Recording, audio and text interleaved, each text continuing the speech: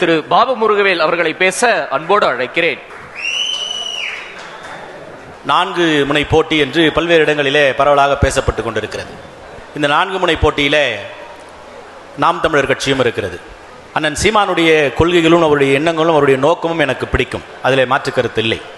அதில் எந்த விதத்திலும் அவர் தன்னை சமரசம் செய்து கொள்ளாமல் தேர்தல் களத்திலே களமாடி கொண்டிருக்கிறார். 1.1 விழுக்காட்டிலிருந்து இன்றைக்கு 8.8 விழுக்காடை வந்து தமிழகத்திலே ஒரு அங்கீகரிக்கப்பட்ட அரசியல் இயக்கமாக தன்னை முன்னிலைப்படுத்தி கொண்டிருக்கிறார். அண்ணன் சீமான் பேசுகிற போது நீங்கள் எனக்கு ஓட்டு போட்டா போடுங்க, போடா கட்டி போங்க, நான் இப்படியே கத்தியே செத்து போகிறேன் அப்படின்னு சொல்கிறார் எல்லா இடத்திலும். நான் சொல்கிறேன், அந்த மாதிரி நீங்கள் செத்துடக்கூடாதுன்றதான் என்னுடைய வருத்தம். காரணம், உங்களுடைய அரசியல் நிலைப்பாட்டை, உங்களுக்கு இருக்கக்கூடிய அந்த எண்ணத்தை நீங்கள் மக்களிடத்தில் கொண்டு போய் சேர்க்க வேண்டும் என்று சொன்னால் உங்களுடைய அரசியல் பயணத்தை மாற்றிக்கொள்ள வேண்டும். காரணம், தேர்தல் களம் என்று வந்துவிட்டால் அது அனைத்து இந்திய அண்ணா திராவிட முன்னேற்ற கழகத்திற்கும் திராவிட முன்னேற்ற கழகத்திற்குமான மட்டும்தான். நீங்கள் ஒரு போட்டியாளர்களாக இருக்கலாமே தவிர உங்களுடைய எண்ணங்களை ஈடுபடுத்த வேண்டும், உங்களுடைய எண்ணங்களை ஈடேற்ற வேண்டும் என்று சொன்னால் அதற்கான பாதையை நீங்கள் மாற்றிக்கொள்ள வேண்டும் என்பது என்னுடைய ஒரு கருத்து. அப்போ இந்த தேர்தல் களத்தில் ஒருத்தர் ரூல்ட் அவுட்டு.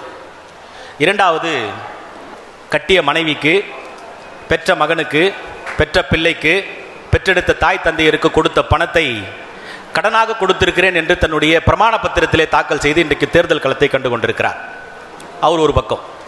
லஞ்ச லாவண்யத்தை ஒழித்து விடுவேன், ஒரு சமூக மாற்றத்தை கொண்டு வருவேன் என்று சொல்லியிருக்கிற அந்த கட்சியினுடைய தலைவர் 1.5 கோடி வரி ஏய்ப்பை செய்து உயர்நீதிமன்றத்தால் குட்டு வைத்து நீங்கள் வரி ஏய்ப்பு செய்திருக்கிறீர்கள், அதை நீங்கள் கட்ட வேண்டும் என்று சொன்னவர் தான் லஞ்ச லாவண்யத்தை ஒழித்து விடுவார், நீதியை நிலைவாண்டி விடுவேன் என்கிற கொள்கை முழப்பத்தோடு இன்றைக்கு தேர்தலை சந்தித்துக் கொண்டிருக்கிறார். இல்ல, அந்த கட்சியை கூட்டணிக்கு அடைச்சவங்க தானே அதிமுக.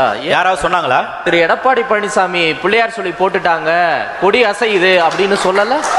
இல்ல, அதாவது கொடி அசைகிறது, பிள்ளையார் சொல்லி போட்டுட்டாங்கன்றதுக்காக அவங்க கட்சியை கூப்பிட்டுட்டாங்க, தமிழக வெற்றி கழகம் நீங்க கூட வந்துருங்க அப்படின்னு எந்த இடத்திலும் நாங்கள் அறிவிப்பு. உதயகுமார் ஆந்திரால பவன் கல்யாண் துணை முதலமைச்சர் ஆகிற மாதிரி இங்கே துணை முதலமைச்சர் ஆகலாம் விஜய், எங்க கூட்டணிக்கு வாங்கன்னு பொதுவெளியில அழைப்பு விடுத்தார். அவர் யாரு?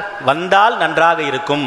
இறுதியாக மகுடம் சூட போவது யார் என்று பார்க்கிற போது, இப்போது இன்றைக்கு திராவிட முன்னேற்ற கழகத்தின் தலைமையிலான இந்த கூட்டணியில சொந்த அண்ணனுக்கே மதிப்பில்லை, இவர் எப்படி தமிழக மக்களை காப்பாற்ற போகிறார் அப்படின்னு நான் சொல்லல.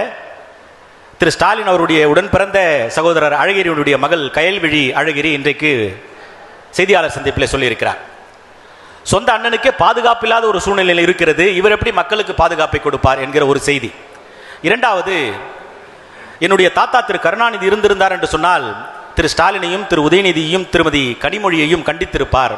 காரணம், தனிநபர் தாக்குதலை அவர்கள் முன்னெடுத்திருக்கிறார்கள், இது என்னுடைய தாத்தாவினுடைய அரசியல் நெறிக்கு மாறான ஒன்றாக இருக்கிறது, நிச்சயமாக அவர்கள் கண்டித்திருப்பார் என்று ஒரு செய்தி. அதை தாண்டி நேற்று அந்த கட்சியில கூட்டணியில் இருக்கிற அம்மையார் பிரேமலதா முதலமைச்சர் பங்கெடுக்கிற அந்த பிரச்சார பரப்புரையில சேலத்தில் 2 குற்றங்களை மட்டும்தான் அண்ணன் ஸ்டாலின் மீது வைக்க முடிகிறது.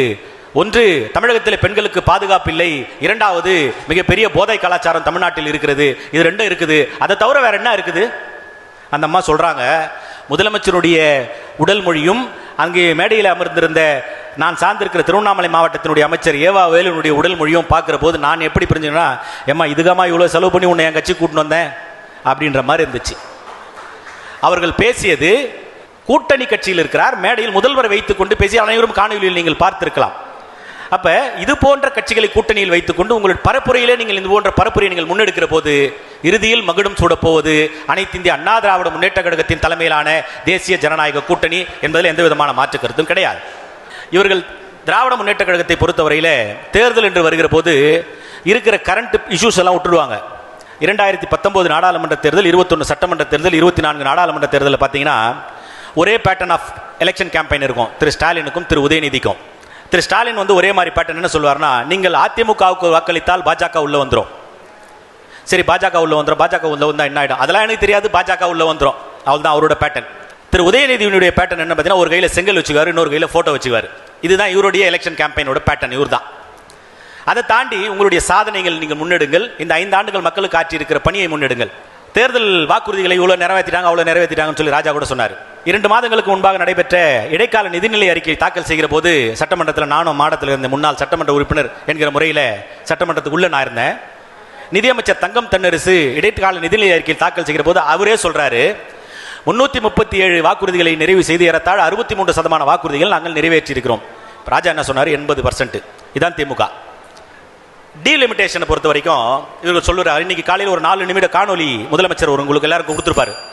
தமிழ்நாட்டை நீங்க வஞ்சிக்க முடியாது, தமிழ்நாட்டை ஏமாற்ற முடியாது, நாங்க போராடுவோம், கருப்பு கொடி காட்டுவோம். நேற்று தானே வந்தாரு பாரத பிரதமர், நீங்க அவர்கிட்ட சொல்லியிருக்கலாம். ராஜா சொன்னார், நானும் அதே தான் கேட்கிறேன். நேற்று தானே வந்தாரு பாரத பிரதமர் நாகர்கோயில்ல, அங்க போய் கருப்பு பண்ணி கருப்பு கொடி காட்ட வேண்டியதானே? ஏன் அங்க விட்டுட்டு இங்க இன்னைக்கு அந்த அதுக்கு உண்டான அழைப்பு ஏன் உங்களுக்கு முதலமைச்சர் நீங்க கொடுக்குறீங்க? பாரத பிரதமர் நேரம் தமிழ்நாட்டுக்கு வந்தாரு, தமிழ்நாடு உங்க ஆட்சி கட்டில இருக்குது, உங்க கண்ட்ரோல் இருக்குது, நீ அங்க போய் கருப்பு கொடி கருப்பு பலூன் விட வேண்டியதானே? கருப்பு கொடி கருப்பு பலூனு கருப்பு ரிப்பன் எல்லாம் எப்பனா எதிர்கட்சியா இருக்கும்போது மட்டும்தான்.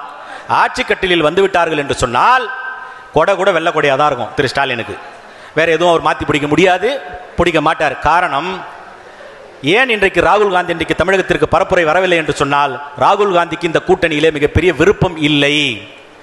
ஏன் விருப்பம் இல்லை என்று சொன்னால், திராவிட முன்னேற்ற கழகத்தின் அமைச்சர்கள் பல்வேறு அமைச்சர்களின் மீது பலவிதமான வழக்குகள் நிலுவையில் இருக்கிறது. அந்த வழக்குகளின் மீது எந்த விதமான நடவடிக்கையும் பாஜக எடுக்கவில்லை என்கிற தீர்க்கமான நம்பிக்கை ராகுல் காந்தி இருக்கிறது.